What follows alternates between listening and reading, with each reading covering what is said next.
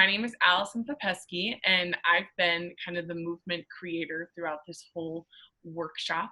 And I'm also the Attack Theater Dance Company Arts Education Manager, and I'm also a teaching artist.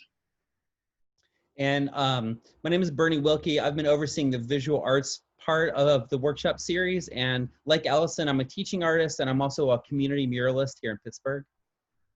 Yes.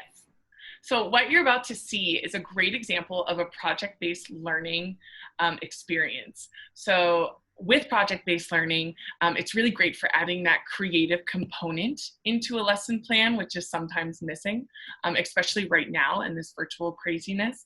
And I can also say for myself that this was a really fun process. And I also feel like the participants felt that way too, which is super important. And then another key factor in project-based learning is that it is known to increase learning retention, which right now is key.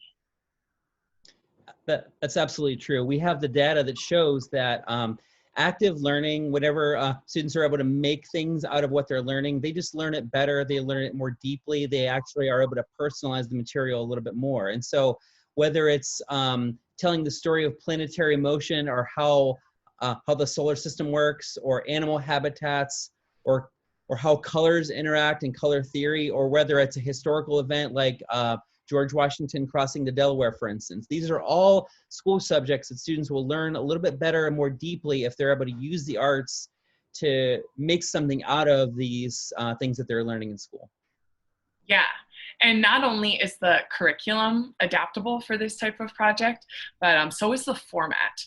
So say you would like something more related to text-based information or closed captioning, or if you want to stay along the lines of nonverbal and add more music, we can totally do that. And so that this project is accessible to all the community of students and teachers that we work with. Yeah, and we also just wanted to emphasize that the students would take a very active part in the whole making of whatever we end up doing, whether it's a story, whether it's a visual arts piece or a movement piece. They're going to be front and center through the whole process. And at the end of the video, we're going to have a link to the other 11 lessons that we did on our YouTube series called Murals and Movement Workshop. And so you can just see a little bit of our process and how we actually use the arts to integrate and to teach core subjects. Okay, so have fun, and we hope to work with you soon. Yes, enjoy.